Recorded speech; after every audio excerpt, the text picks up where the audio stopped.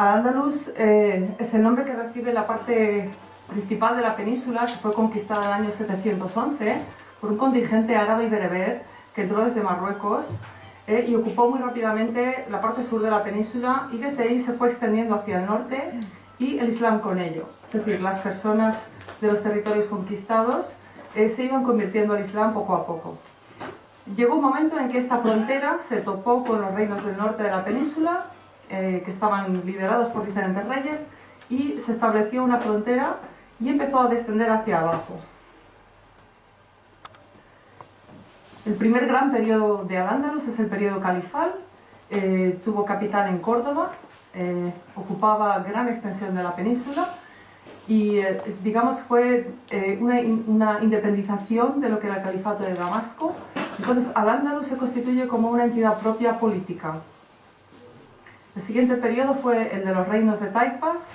Este territorio tan extenso bajo dominio islámico se fragmentó en diferentes reinos independientes entre sí, es decir, ya no estaban ligados a Damasco y tampoco a Córdoba, cada uno tenía su capital, y aquí empezaron a haber muchos movimientos de frontera. La frontera, digamos, cambiaba, unos años iba hacia el norte, otros años bajaba hacia el sur, según las batallas daban territorio.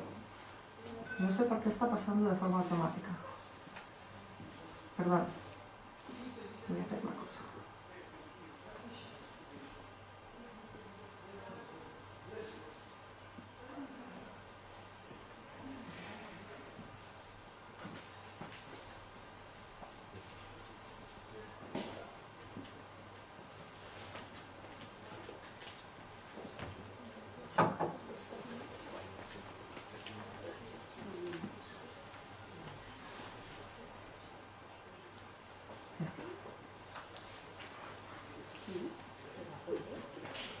Perdón, es que estaba automático y va pasando más deprisa que yo. Vale, estábamos hablando de los reinos de taifas. Bueno, no me he dejado. Sí, voy a pasar aquí. Vale. Los reinos de taifas, cuando se fragmenta lo que es el imperio islámico en España, se separan de la capital cordobesa y se crean un montón de reinos independientes que veis que siguen teniendo frontera con los territorios cristianos, pero ya están perdiendo territorio hacia el sur. El periodo almorávide, desde África siguen llegando de vez en cuando contingentes armados, en este caso los almorávides, que van a dar apoyo a los peninsulares en sus luchas contra los territorios cristianos del norte.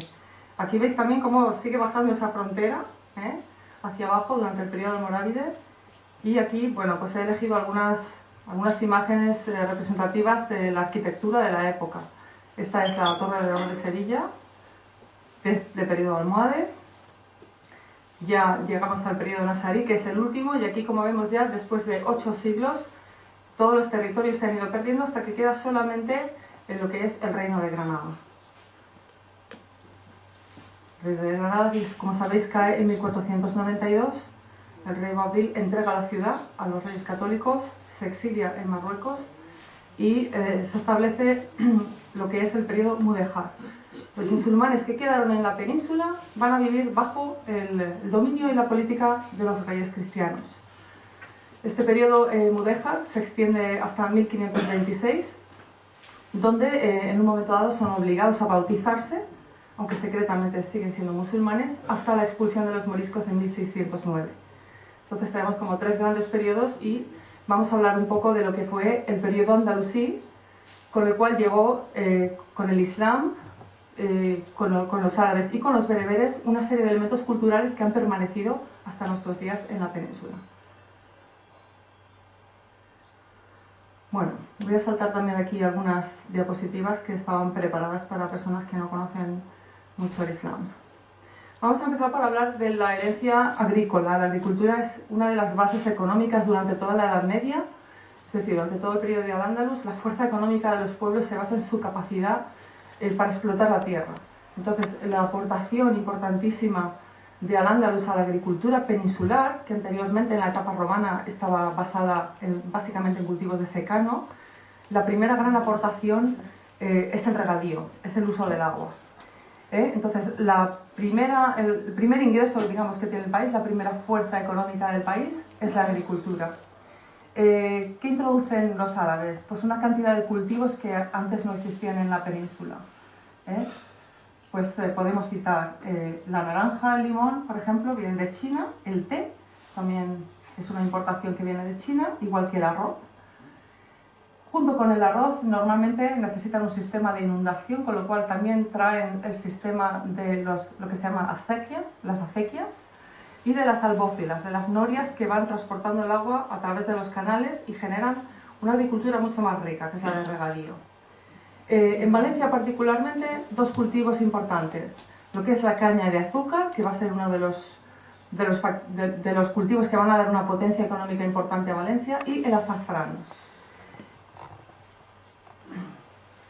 Más aportaciones, la morera. La morera puede parecer un árbol poco importante, pero es el sustento de la industria de la seda, porque también importan a la península el gusano de la seda, el Bombyx moris, que solo se alimenta de este árbol, solo se alimenta de la morera, con lo cual el cultivo acompaña a todo lo que es la industria de la seda. Y la industria de la seda cobra muchísima importancia en Valencia hasta el siglo XV. La palmera datilera también tiene gran importancia, como veremos, porque es uno de los grandes legados que ha quedado en la Comunidad Valenciana. Solo hay dos palmerales de este tamaño en Europa, son los de Orihuela y los de Elche. Son los más importantes y además me consta que los técnicos agrícolas que trabajan aquí reciben visitas de países tan lejanos como Dubái y Arabia Saudí para hacer consultas sobre la especie que tenemos aquí de palmera datilera. Con lo cual es un legado que todavía continúa en explotación en Elche. Se cultiva la palmera, se utiliza el dátil, se utiliza la palma, es un árbol que se aprovecha totalmente. Aquí, bueno, he puesto algunas imágenes de manuscritos dedicados al tema de la agricultura. La ganadería, la caza y la pesca. Estos también tienen importancia económica, pero menor que la agricultura. Principalmente se tiene ganado vacuno, mucho ovino y algo de caprino, y también aves de corral y caballerías, sobre todo mulas. Los musulmanes utilizan muchísimo la mula como transporte de mercancías. Algo de pesca en la Albufera, parece ser que era un lago mucho más extenso de lo que es ahora, y en las alquerías valencianas pues es verdad que nos han regalado algunas recetas de pescado, pero casi todos en general tenemos más de cordero, de ave que de pescado. La caza es ocasional y en esta época estamos hablando de un deporte casi exclusivamente para la clase alta, los ricos, ¿no?, que podían permitirse organizar una partida de caza. La gastronomía. La gastronomía valenciana que conocemos hoy en día es una herencia directa de todas estas importaciones que fueron llegando durante el periodo de Al-Ándalus. Y hay una aportación muy importante que es la de las especias. Porque durante esta época en la península la alimentación es muy básica, no se utiliza mucho el azafrán, no se utiliza mucho especias, que van a entrar más tarde con el periodo andalusí. Y luego pues tenemos recetas que se mantienen todavía, como el arnadí, que es un preparado a base de calabaza, y el turrón, que es a base de almendra. También el otro día estuve leyendo con la horchata, pero bueno. La tecnología del agua. Esta es una de las grandes aportaciones técnicas que se implementa en la Comunidad Valenciana en el periodo andalusí. Y no solamente la red de acequias que todavía existe, sino la política de aguas. Es decir, el Tribunal de las Aguas que tenemos en Valencia, que es un comité de sabios que se encarga de gestionar el agua, de distribuir el agua y de resolver los problemas de las personas que se tienen que abastecer de ese agua, vienen de esta época. Todavía hoy en día están funcionando, es decir, esta herencia sigue muy viva, como veis. Estas son algunas albófilas. En Valencia no queda ninguna, estas son del sur, de Andalucía. Bueno, la acequia y la albófila son los principales elementos técnicos del regadío. Otra cosa importantísima que nos llega a Valencia, que además Valencia es famosa porque es la tierra de las flores, pues toda esta técnica de un cultivo ordenado nos llegó con la época andalusí y se materializó en lo que son los jardines. El jardín en el Islam es el Jannah, es el paraíso, es un espacio especial, tiene una dimensión espiritual muy concreta, pero cuando se materializa en la tierra, el jardín islámico es muy diferente de otros conceptos de jardines. Si habéis viajado por Europa, habéis visto pues, jardines de palacios europeos, son muy diferentes de los jardines que encontramos en la Alhambra o en los alcázares de Sevilla o en espacios islámicos. El jardín islámico tiene el agua como eje principal, como representación de la vida, alrededor del cual se organizan las especies, digamos, ornamentales y también las especies útiles, que son sobre todo las hierbas aromáticas. Por ejemplo, aquí he puesto algunos ejemplos de grandes personajes andalusíes. Hay muchos y solo he cogido algunos porque si no íbamos a estar aquí unas cuantas horas más. Pues por ejemplo tenemos a Ibn Wafir de Toledo, que compuso una obra sobre los ingredientes para hacer medicamentos simples. En Al-Ándalus, o cuando estudiamos a los científicos islámicos, no hay esa división entre disciplinas que vemos hoy en día de matemáticas, geografía, filosofía, sino que ellos lo armonizan todo en una sola disciplina, es el conocimiento del mundo. Entonces, para un botánico, la botánica no está separada de la medicina, sino que es parte de ella. Entonces, el cultivo de jardines, tanto ornamentales como medicinales, está muy relacionado con los avances médicos que vamos a ver en Al-Ándalus. También la idea del Real Jardín Botánico, es decir, los palacios de los grandes sultanes y califas de Al-Ándalus suelen tener unos jardines que dan cobijo a estudiosos que quieren estudiar determinadas plantas y sus efectos sobre la salud de las personas. Los baños árabes, también relacionados con la salud, utilizan la hidroterapia para purificar y para la higiene. Estos son los de Torres Torres, que es un pueblo que está yendo hacia Teruel. Están restaurados y los han abierto hace poco, así que les he hecho unas fotos para que los conozcáis. ¿Qué otro legado importante nos ha dejado Al-Ándalus? Pues la artesanía. La artesanía, además, como veis en estas piezas, la ornamentación geométrica tradicional del Islam, porque la representación geométrica del Islam llega a su máxima perfección en Al-Ándalus. Y esto lo veremos plasmado en un montón de obras que han quedado en Valencia. Una de las grandes industrias de Al-Ándalus, ahora pues el tiempo ha pasado y todo es diferente, pero en aquella época el papel entró en Europa a través de Valencia, a través de Xàtiva. El papel no se conocía en Europa se escribía en pergamino, en pieles de animales, con raspados y con tintas. Con lo cual era carísimo escribir, costosísimo de tiempo y de trabajo.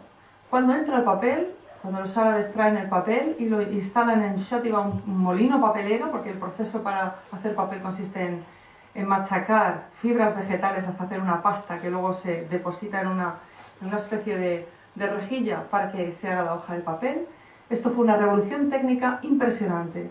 ¿Por qué? Pues porque todas las cancillerías reales de Europa empezaron a hacer pedidos como locos. Todos los reyes querían tener ese papel de los árabes de Xàtiva que era tan famoso. Entonces, muy pronto, en el siglo VIII, entra el papel en Europa y en poco más de un siglo se extiende por toda Europa, pero la fama la tienen los papeleros de Xàtiva.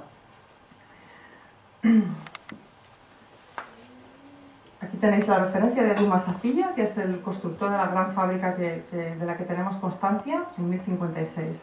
Y aquí tenéis no sé si se ve porque creo que estoy un poco delante, pero se ve una cita de Al-Idrisi, del famoso geógrafo, que dice: se fabrica en Xàtiva un papel del que no se encuentra parangón en el mundo y que se conoce en Oriente y en Occidente. Tan famoso era que este hombre, Al-Idrisi, en sus viajes, todo el mundo conocía el papel de Xàtiva. Importantísimo, por tanto, en Al-Ándalus, base de la cultura escrita. Luego hablaremos un poco más de la importancia que tiene el libro en la cultura andalusí. Y el papel, desde luego, es el soporte. Los reyes cristianos, lógicamente, también quieren comprar el papel porque es muy barato y para la cantidad de documentos que producen las oficinas reales es muy necesario. Con lo cual, vemos que hay una venta constante a las grandes cancillerías europeas. Cuando acabe más o menos el periodo andalusí, la industria ya va declinando porque ya este invento se ha copiado en otras partes y ya pues, los italianos empiezan a fabricar papel, etc. Pero tuvo una gran importancia. La seda, ya hemos comentado que el cultivo de la morera se introdujo en España desde el norte de África, todo lo que es la ruta islámica. Y la importancia que tiene este árbol es que es el alimento del gusano de la seda, y la seda fue muy importante como segundo ingreso en las familias valencianas musulmanas, porque la mayoría de las mujeres cultivaban los gusanos y luego sacaban, deshacían el capullo, sacaban la seda y la tejían. Y el tejido de seda, en Valencia tenemos un edificio del siglo XV que es la Lonja de la Seda. Es un testimonio de la importancia que tenía este negocio en aquella época. Aquí tenéis algunos ejemplos de trajes bordados con hilo de seda. Esa foto de la fuente es la Lonja de Valencia. La cerámica. La cerámica fue uno de los grandes legados culturales, también una de las grandes industrias que incluso hoy en día ha quedado. De hecho, yo creo que prácticamente todo Castellón vive de la cerámica. Las técnicas que introdujeron los árabes en la época andalusí todavía se mantienen. De hecho, hay algunos artesanos, en Manises hay algunos, que mantienen determinadas técnicas que se introdujeron en el periodo califal. Por ejemplo, lo que se llama el reflejo metálico, que es un brillo como dorado que tiene la cerámica, y lo que se llama también el verde manganeso, que la encontramos más en la zona de Teruel. Pero todavía esto se mantiene, o sea, esto está vivo. Todavía hoy en día se sigue haciendo exactamente en la misma técnica que se introdujo en el periodo andalusí. También lo que es el zellig, el azulejo. El concepto de azulejo, que no existía en la cultura española de la época, se introduce también en esta época y todavía hoy, bueno, ¿quién no tiene azulejos? Esto ya permanecerá en nuestras vidas. Bueno, estos son de la época andalusí, como veis el motivo geométrico que se utiliza, la repetición de estrellas, ese infinito, esa luz que se reparte a lo largo de la superficie, que es súper característico de la época andalusí. El damasquinado. El damasquinado es otra de las grandes industrias que se desarrollan en Al-Ándalus y que ha permanecido en España un poquito más como una artesanía más de lujo, más de turismo, más de capricho. Perdón, Bárbara, por favor, ¿puedes explicar en qué consiste? Sí. Consiste en incrustar oro. No sé si habéis ido a Toledo, porque en Toledo lo hacen todavía, es el único sitio donde yo sé que lo hacen. Consiste en incrustar un hilo de oro y hacer unos dibujitos para hacer broches, para hacer platos, para hacer elementos decorativos. Pero se trabaja el oro sobre una superficie oscura, entonces luego se pule y sale como el brillo. La taracea, de la tarsija árabe, consiste en la incrustación de pedacitos de madera con determinadas formas en otras superficies de madera. Esto tenemos más en Andalucía, en Granada sobre todo hay mucha taracea.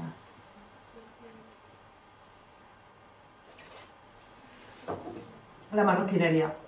Otra industria que en Valencia también fue muy importante, pues porque en el sur de Alicante ya encontramos un montón de industria marroquinera. Se trabaja lo que se llamaba el morroco, era el tipo de piel que se trajo desde Marruecos y se trabajaba de una forma especial.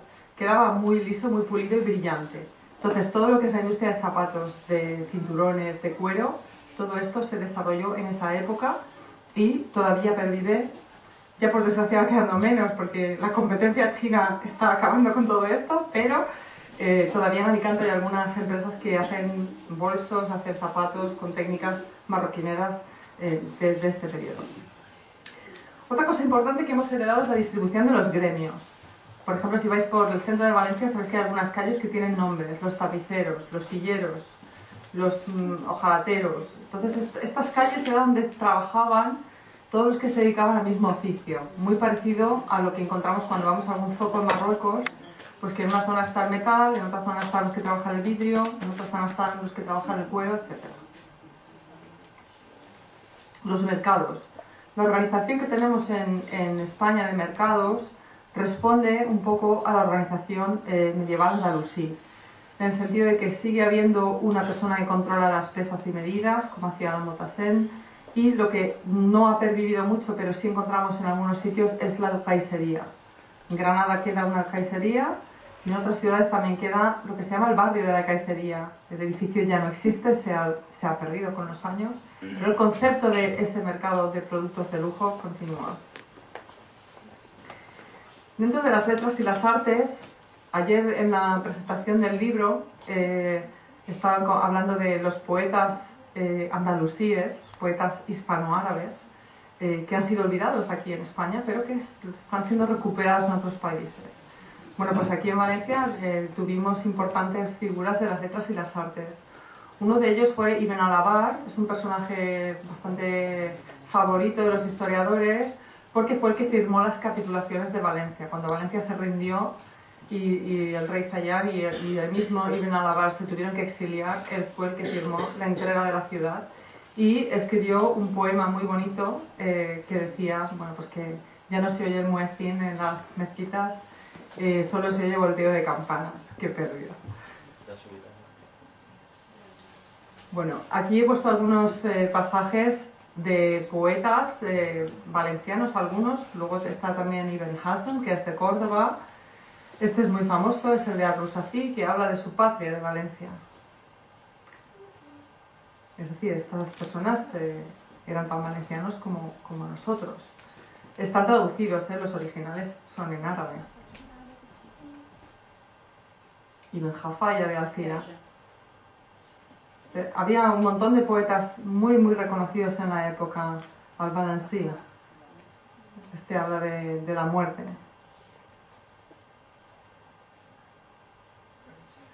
La música.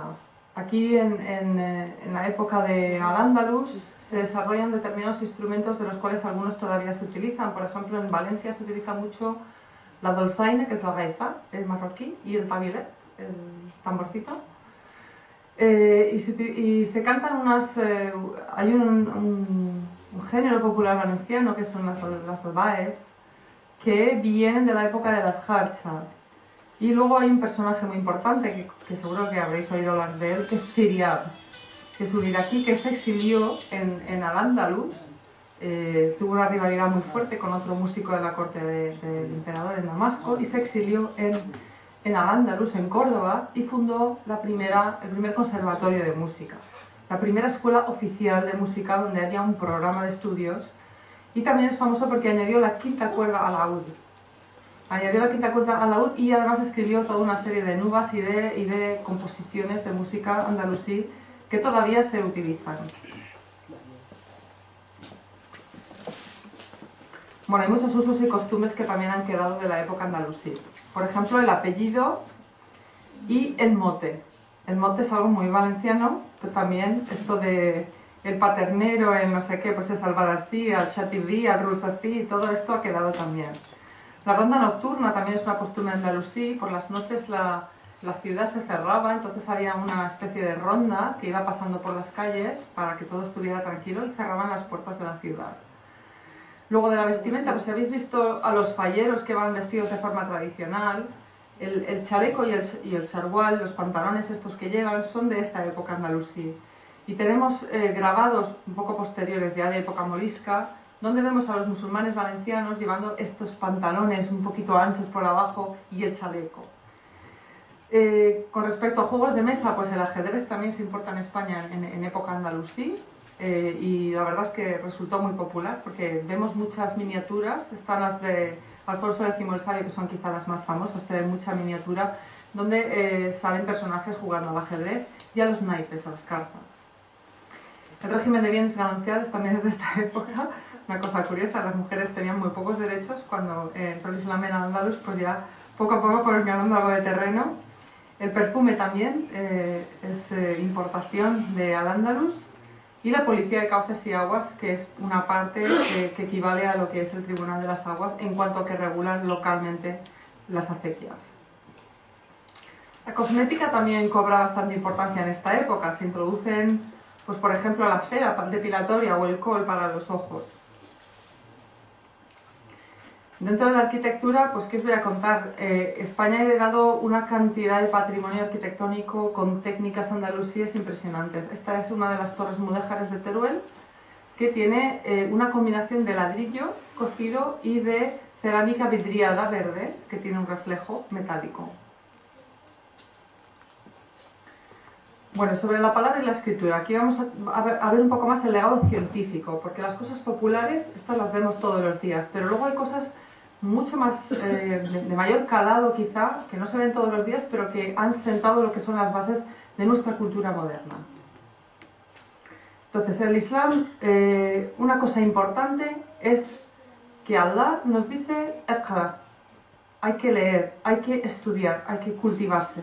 Al-Ándalus fue una cultura especialmente culta. El libro era una herramienta habitual de estudio en Al-Ándalus y la palabra, las discusiones, los debates, era la forma en que mucha gente tenía de aprender. Si nos fijamos en esta misma época en el resto de Europa, la mayoría de la población es prácticamente analfabeta. Hay muy poco desarrollo científico y realmente la gran aportación de Al-Ándalus fue que todo nuestro conocimiento se comenzó a organizar de una forma determinada que hemos heredado hoy en día. Nuestro conocimiento es acumulativo. Nosotros aprendemos de lo que han aprendido otros antes de nosotros. Es decir, nos vamos apoyando en nuestros antepasados para seguir construyendo. Entonces, este elemento islámico quedó muy patente en Al-Ándalus y gracias a esto hemos tenido un gran legado científico. Bueno, ya hemos hablado del papel. También las tintas y las encuadernaciones se desarrollan en Al-Ándalus para ayudar a todo lo que es el soporte escrito científico. Vamos a ver algunos ejemplos. Me voy a saltar algunas diapositivas porque...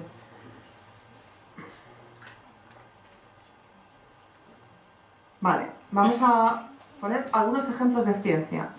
Ibn al-Baitar escribe un libro sobre las propiedades medicinales de las plantas. Incluye 1400 fármacos que nunca antes se habían conocido. Y todo esto lo pone por escrito en un libro que luego irá pasando, porque esta es la gran ventaja del soporte del papel, es barato hacer copias. Entonces la información, el conocimiento se disemina, se difunde muy rápidamente. Dentro de terapias y técnicas relacionadas con la salud tenemos la de balneología, el uso del agua terapéutico. Tenemos la alquimia, que como sabéis es una de las grandes aportaciones de Al-Ándalus. Y tenemos a Abul Qasis, que es muy conocido porque practicaba operaciones de alto riesgo en aquella época, utilizaba la anestesia, utilizaba la traqueotomía y cauterizaba heridas. Dentro de las ciencias en general, ya hemos hablado que en el Islam las ciencias no se compartimentan y se separan como ocurre en el norte de Europa, que sigue un modelo que se llama el trivium y el quadrivium, las letras y las ciencias. No, en el Islam va todo junto. Es decir, la medicina no está separada de la botánica, ni está separada de la psicología, ni está separada de la teología. Entonces tenemos figuras como Ibn Rushd, que es uno de los grandes exponentes científicos de la época, que es un hombre que controla un montón de materias de estudio. La medicina, la astronomía, la lógica, las matemáticas, la filosofía, la teología. Es lo que se llama el gran erudito, un gran sabio de la época. Os voy a poner algún ejemplo más. Ibn Tufayl, que se dedica a la filosofía y la mística. Su obra, El viviente hijo del despierto, es la segunda obra árabe más traducida del mundo, después de las 1001 noches. El Corán lo dejamos aparte. Algunos elementos científicos muy conocidos de esta época, lo que son los desarrollos en torno a la astronomía. Sabemos que en el Islam es muy importante conocer el calendario solar y el calendario lunar, que los dos se utilizan para los rezos, para los ayunos, para los meses del año islámico, etc. Entonces, conocer el año lunar y el año solar es, por tanto, una necesidad en el Islam y hay mucho esfuerzo en desarrollar y en perfeccionar las ciencias astronómicas. Entonces tenemos a un personaje que es Al-Zarqali, Azarquiel, en los autores cristianos, que desarrolló tablas astronómicas desde su ciudad de Toledo. Bueno, aquí una pequeña explicación de por qué los dos calendarios son importantes. Este es un tratado de astronomía de la época. Debéis conocer las fases lunares, conjunciones planetarias, las constelaciones, muchas de ellas de hecho, como Aldebarán, tienen nombres árabes. Libros donde se describen elementos de astronomía como eclipses, etc. También tenemos geografía, el más conocido quizás es Al-Idrisi, Sharif Al-Idrisi, que sabéis que viajó y además era botánico, era teólogo, es decir, este era otro gran erudito de la época, que dejó varios libros sobre sus viajes, su descripción de algunos lugares donde había viajado. Las rutas de navegación en la época eran muy importantes porque el comercio y la vida de muchas personas dependía que un barco llegara a cierto sitio en un cierto plazo. Dentro de la música, bueno, ya hemos hablado un poquito de Ziria, que era un personaje muy destacado de Córdoba. Y la música en la corte de los califas cordobeses fue un elemento importantísimo. De hecho, conservamos todavía, sabemos la forma que tenían las composiciones musicales y conservamos, digamos, una imagen clara de cómo eran los instrumentos, qué tipo de... había como duelos musicales, duelos poéticos y una serie de elementos culturales que hacían que fuera una corte muy sofisticada. Lo que hace Siriab en su conservatorio, en su escuela de música, es regularizar la enseñanza de la música. Es decir, él hace un programa formativo con un método de transcripción musical, es pionero en la historia en este sentido. Bueno, Siriab no solo trajo la música, porque él era una persona muy sofisticada, además trajo la moda. Es decir, él era el que decía lo que estaba de moda y lo que no. Esto fue algo totalmente revolucionario en Córdoba. Por ejemplo, este hombre decidió que en determinados banquetes había que poner manteles blancos. Y eso todavía, hoy en día lo hacemos. O sea, todavía hoy en día sabemos que un restaurante de mantel blanco es un restaurante caro, donde sirve una comida trabajada, sofisticada. Por ejemplo, utilizar vasos de cristal. Él trajo de Egipto, pero cuando vino en su exilio y pasó por Egipto, trajo la vajilla de cristal. Entonces, en la época se utilizaban las copas de metal, pues Siriab puso de moda que tenían que ser de cristal. El uso del perfume, los platos de un banquete, que se servía primero, los más ligeros, luego los más complicados, luego los postres, luego los dulces, tal. Todo esto es obra de este hombre. Tuvo que ser un personaje bastante interesante. Bueno, dentro de literatura, vamos a hablar rápidamente de uno de los grandes, que es Ibn Hazm de Córdoba. Aunque él vivió en Córdoba, era un teólogo bastante controvertido y tuvo que exiliarse en Xàtiva, donde escribió su libro más conocido hoy en día, que es El collar de la paloma, que es un libro sobre el amor, que podéis encontrar, pues está traducido y está en español y es muy conocido. Podemos encontrar a Ibn Siraj, que era lexicógrafo. En español sabéis que tenemos varios cientos de miles de palabras de origen árabe. Pues este hombre se dedicó a recopilar algunas en unos diccionarios. Abu Hayyan fue gramático. El árabe es un idioma que no es fácil. Entonces, puesto que el árabe es la llave para el Islam y para las ciencias, había escuelas importantes de gramática en Al-Ándalus, con lo cual el estudio del árabe acompañaba el estudio del resto de las ciencias. Ya habéis visto que los manuscritos que estamos viendo están en árabe, es decir, en Al-Ándalus el idioma es el árabe. Bueno, Al-Kindi y Al-Khwarizmi, estos son dos grandes matemáticos que aportaron cosas muy grandes para la humanidad. Por ejemplo, el número 0. ¿Os imagináis estar contando con los números romanos? 3 palitos, rayos de 4 palitos. Pues, cómo se desarrollan las matemáticas, que a la vez acompañan otras ciencias como la astronomía, la música o la medicina. Es una aportación también que nos llega a través de, estos son orientales, y nos llegan a través del Islam español a la península y a Europa. Bueno, pues como resumen, para acabar, cosas que llegaron a Europa a través de lo que fue Al-Ándalus. Pues el alfabeto, el orden de las palabras, en griego se elaboró, digamos, el primer alfabeto, pero el alifato pasó también al andaluz, que era donde habían las grandes bibliotecas europeas del momento. De hecho, la biblioteca de Córdoba era la más importante de Europa en ese momento. Y la organización de la biblioteca dependía de ese alfabeto. El concepto de monoteísmo. España en esa época es un país, digamos, que fue reconquistado sucesivamente por varios pueblos, el último de ellos Roma, y era una mezcla, digamos, de paganismo, de creencias diversas, y entró el monoteísmo, digamos, en Europa a partir de ahí. Lo que es la legislación, lógicamente con el Islam empezó a haber una legislación muy diferente de la que había anteriormente. Y manifestaciones literarias y científicas en el sentido en que las ciencias no eran secreto ni cosa solamente de unos pocos, sino que habían escuelas donde uno podía ir como alumno y aprender, donde uno podía ir y aprender cuando en otras sociedades no hubiera tenido esa oportunidad. Las escuelas están organizadas, las enseñanzas tienen un programa y la lectura, la escritura y la técnica del papel y la tinta, como hemos visto, es lo que hace que haya un boom, digamos, porque hay un soporte material que ayuda a esa explosión científica. Desde Grecia tenemos filosofía, geografía, medicina y matemáticas.